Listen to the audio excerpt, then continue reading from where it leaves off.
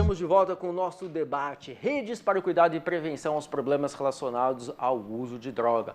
No primeiro bloco falamos sobre prevenção e neste aqui vamos falar sobre promoção da saúde e redução de danos. E para começar, a gente assiste uma matéria muito bacana feita com um projeto que está rolando nas ruas de Salvador, Corra pro Abraço. Ele trabalha aí, o resgate da cidadania de usuários de droga em situação de rua. Vamos ver?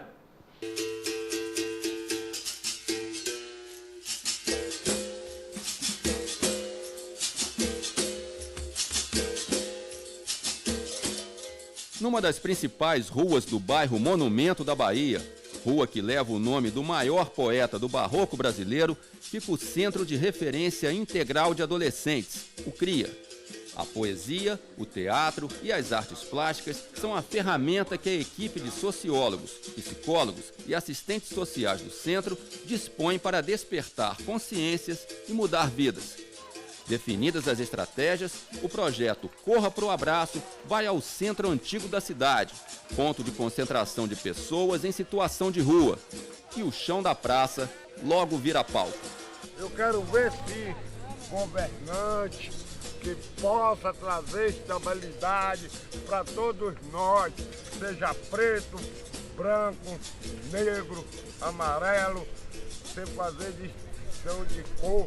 O projeto chega na rua, desenvolve oficinas de arte e educação, que parte de uma metodologia que leva esse sujeito a se pensar e a pensar o seu contexto através da arte. E a partir disso se desenvolve uma escuta sensível, identificando as demandas e fazendo um encaminhamento dessa população para os serviços de saúde, de justiça, da cultura. A gente tem levado muitas essas pessoas ao teatro, a museus, a passeios, como um direito dessa população. O que a gente faz na rua é se disponibilizar para esses sujeitos, para escutar suas histórias, entender suas histórias de vida e a partir daí tentá-los a ajudar, com a corresponsabilidade deles, a mudar essa situação de vida para aqueles que desejarem. Faço parte dessa família que é do Corra pro Abraço, que me apoiou muito. Fico muito grato com eles, porque eu estava sem documento. O pessoal tirou meu documento, ajeitou meu documento. Eu faço uma peça de teatro com eles aí. Sou um dos primeiros a fazer peça de teatro. Adoro muito esse Corra pro Abraço meu. A gente trabalha com arte, com gente de rua. Aqui a gente chama gente de rua carinhosamente de maluqueiros. É um desafio enorme, enorme, enorme, enorme. Mas a grande pegada do nosso projeto é que a gente conseguiu criar vínculos com a turma, a gente consegue abraçá-los, consegue tocá-los e consegue dar a eles um direito que era primordial, mas que muitos deles não tinham, que é o direito à expressão. A gente acolhe eles nessas atividades e muitos já conseguem perceber que durante as atividades, se eles ficarem sem o uso, eles vão se dar melhor nas atividades, vão se divertir mais, vão poder ser mais participativos. Parece ser pouco, mas as 2 horas que essa turma passa com a gente, fazendo teatro, discutindo teatro, se politizando, é enorme. Porque nessas 2 horas eles passam praticando e pensando coisas positivas para a sua vida e ao mesmo tempo distantes, mesmo que num intervalo curto, da coisa que é mais avassaladora para essa população, que é o uso do crack. A gente já vem para a praça com baixa, exigência, baixa expectativa e depois quando a gente consegue fazer uma grande roda e ele está ali na roda dando boa noite, se balançando, saindo daquele momento estático de estar dormindo, de estar deitado. E aí existe a troca através do trabalho com a arte, seja ela com o teatro, com o canto, com as plásticas. A gente usa toda a ferramenta, porque o importante é a gente chegar até ele. Eles chamam um ou outro de irmão de rua, os irmãos de rua, então eles agregam, e isso é muito bacana. E é um prazer sempre estar trabalhando com eles. Primeiro, o indivíduo ele tem que se conhecer e conhecer o mundo que o cerca. Então é nesse sentido que é o nosso trabalho. A gente tem um resultado, às vezes sim, às vezes não. A gente chega, às vezes não acontece nada, mas a gente sai feliz também, porque ele nos viu, a gente olhou e a gente mostrou, estamos aqui. Com 22 anos de rua mesmo, depois desse tempo todo que eu passei na rua mesmo, eu conheci um projeto conhecido como Corra Pro Abraço, que me acolheu mesmo, como filho mesmo, e vem me dando hoje a oportunidade. E nós que estamos na rua não estamos sozinhos, porque eles estão juntos. Merri, me dá um abraço.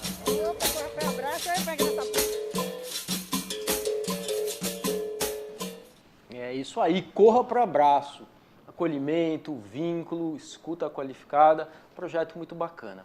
Andréia, em que sentido projetos como esse trabalham promoção da saúde, redução de danos? Você pode apontar para a gente que elementos são esses e a importância desse tipo de trabalho? Esse tipo de projeto, esse tipo de abordagem, ele traz para a visibilidade pessoas que estão cotidianamente, que a gente põe no esquecimento. E a estratégia de redução de danos, ela parte dessa perspectiva, de que as pessoas fazem uso de substância e por a gente viver num país em que a maioria das substâncias é um uso que é desregulado, a gente não tem nenhum tipo de regulação, então a gente tem que usar, comer pelas bordas e fazer intervenções que minimizem o risco dessas pessoas que fazem uso da substância. Por que minimizar? Porque essas pessoas, elas adquirem substância ou estão em contextos de uso que não tem segurança, que não tem nenhum controle, justamente porque a gente tem uma legislação que proíbe o uso e que, portanto, eu tenho que encontrar outras ferramentas para conseguir diminuir a exposição ao risco dessas pessoas que estão usando, ou seja, se elas fazem uso, se elas compartilham insumos, por exemplo, no caso do uso de crack, se elas compartilham o cachimbo para usar, ou se elas cortam a boca no uso porque resseca, enfim. Então, eu prover possibilidades dela ter menos risco de contaminação, não pelo uso da droga, mas pela consequência desse uso sem nenhum tipo de regulação ou de controle, de cuidado. Quando a estratégia de redução de danos ela nasceu com a questão na década de 80, com a questão do HIV, e que foi bastante, a gente extrapolou para a questão de drogas, da prevenção. E acho que é importante, ela sempre foi muito polêmica, porque sempre teve aquela ideia de que a gente está fazendo apologia ao uso de drogas. Não é nada disso, é uma abordagem, a pragmática de que a gente sabe que existe uso de substância, e então eu tenho que possibilitar que essas pessoas que fazem uso, que não querem parar de usar ou que não conseguem, que elas tenham menos riscos de contrair outras doenças ou outros problemas que não estão inerentes ao consumo da substância. Mas a exposição, a contaminação, por exemplo, com sangue enfim, e outros tipos de fluidos. Obrigado, Andréia. Vamos então para mais uma rodada de perguntas dos nossos tutores, que representam uns 40 mil cursistas que acompanham esse curso no Brasil todo. E o Vitor tem uma pergunta para o Décio. Vitor, por favor. Olá, Décio. Tem uma pergunta em relação à redução de danos. Para ti, quais seriam os principais desafios a serem superados em relação à aplicação, de fato, da política de redução de danos, levando em consideração as nossas limitações, as dificuldades que acontecem por conta dos nossos aspectos culturais brasileiros? Então, Vitor, redução de danos, a Andréa citou aqui no Brasil, nos anos 80, principalmente em função da epidemia da AIDS, mas ela surge mesmo como metodologia na Inglaterra no começo do século passado, século XX, quando os soldados ingleses chegam da chamada Guerra do Ópio. A Inglaterra entrou em guerra com a China por conta do comércio do ópio.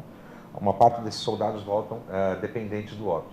E os médicos ingleses, a partir de um documento que chama Relatório Holliston, começam a prescrever o ópio como uma forma de fazer com que os sujeitos pudessem ter um pouco mais de domínio e autonomia dentro do seu dia a dia. Então, basicamente, os médicos ingleses começaram a experimentar naquela época o seguinte: como o ópio, o efeito da substância deixa muito prostrado, muito sem capacidade de ação, eles passaram a prescrever para as pessoas que dependiam dessa substância que eles fizessem uso ao final da tarde para poder, durante o dia, recuperar relações familiares, trabalho e assim por diante. Então, a questão central da redução de danos hoje é nós despirmos um pouco o nosso preconceito em relação a como lidar com as substâncias e principalmente com os sujeitos que fazem uso dessas substâncias, entendendo que todos eles têm direito a diversos aspectos do tratamento de saúde. Não, ou dizendo de outro jeito, pessoas que fazem uso de drogas também têm problemas de saúde que precisam ser cuidadas como qualquer outro cidadão. A grande riqueza dessa história é respeitar o direito e a escolha das pessoas, mesmo quando essa escolha é diferente da minha. Bacana. Décio, muito obrigado. E a gente tem uma pergunta agora da Aurora, que vai fazer para a Sâmia. É isso, Aurora? Isso. Por favor. Muitos cursistas têm apresentado dúvidas sobre a redução de danos com usuários adolescentes. Considerando que eles estão em uma etapa específica do desenvolvimento físico e psicológico, realmente se deve usar essa perspectiva de intervenção ou se deve levar em consideração a abstinência? Então, Aurora, eu acho que você traz uma questão muito interessante quando você fala nessa dualidade que a gente vem discutindo em relação à questão da abstinência e da redução de danos. Quando a gente traz a questão da redução de danos para o campo da prevenção e pensando no ambiente escolar, muito disso que o Décio trouxe, dessa coisa do usuário, do estigma, de pensar nele só como usuário, só como a droga em si, na verdade, isso vem para a prevenção. E a redução de danos ela tem uma contribuição muito grande quando a gente pensa em intervenções preventivas escolares para jovens, para adolescentes, que foi a pergunta da Aurora. Quando eu começo um programa preventivo, por exemplo, e eu penso que um dos objetivos pode ser retardar o primeiro uso, porque eu sei que tem muitas pesquisas que estão mostrando que se eu consigo retardar o uso, eu consigo diminuir a chance de dependência, será que isso não é redução de danos? Porque esse adolescente, ele vai ter mais possibilidades, né, mais recursos, mais vivências para ter esse contato com a droga, se eu consigo retardar o uso. Uma outra coisa é o desenvolvimento de pensamento crítico. Se eu começo a trabalhar com esse adolescente nesse ambiente escolar, numa intervenção preventiva, um pensamento crítico frente às drogas, ele pode pensar se eu quero usar agora, qual é a frequência desse uso, o tanto que eu quero usar isso. Então, a gente tem visto algumas iniciativas e tem mudado isso num tom bem moralista. Olha, se você usa, isso vai acontecer e você ganha esse estigma, né, que o Décio traz, que a Andréia traz. E se eu consigo fazer que o adolescente consiga pensar em várias circunstâncias, né, de uma forma crítica, de usar ou não a droga, da frequência ou não desse uso, eu estou trabalhando redução de danos, eu estou embasando a minha intervenção preventiva e estou qualificando. Que uma outra coisa que a gente viu é que se essa informação vem tão dura, tão moralista, tão fechada em relação ao uso de drogas, ele vai ter experiências do tio, do primo, do vizinho, do pai, do irmão, que faz um uso e que não tem aqueles resultados daquele estigma que ele vem ouvindo. E isso descredibiliza toda uma intervenção preventiva. Então, se ao invés de eu reforçar esse estigma, reforçar esse padrão moralista, eu trabalho no pensamento crítico e faço com que ele pense sobre aquilo, a probabilidade de eu ter uma intervenção preventiva para uma população tão jovem é muito melhor. Essas intervenções, geralmente, elas têm como premissa essa coisa que se opõe ao prazer do uso de substância que os adolescentes, os jovens vivenciam com os seus pares ou com os seus familiares que conseguem desfrutar, por exemplo, do uso de álcool e se divertir e gostar, e aquilo é bom. Eu acho que muitas vezes a gente esquece de trazer para o debate a questão do prazer do uso de substância, que é gostoso. As pessoas usam substância porque é gostoso. E aí, quando a gente vem nas intervenções preventivas, sempre se traz a consequência danosa do tipo, e principalmente agora, se evidenciou muito por conta do crack, né? Se você usar 3 vezes, 2 vezes, você já vai ficar dependente, você vai ficar viciado, enfim. E a gente não traz a discussão do prazer do uso de substância, né? E quanto mais eu trago uma discussão que vai se opondo ou se distanciando do que o adolescente ou o jovem tem na vivência, no contexto dele, eu tenho uma intervenção completamente ineficaz, né? Então, acho que foi legal isso que você trouxe. Obrigado, Andréia. Pessoal, então, nesse bloco falamos muito de promoção da saúde, redução de danos. No próximo, o último bloco, a gente volta falando de tratamento e a gente vai conhecer o trabalho do NOT, Núcleo de Oficinas de Trabalho, lá de Campinas, interior de São Paulo. Não saia daí.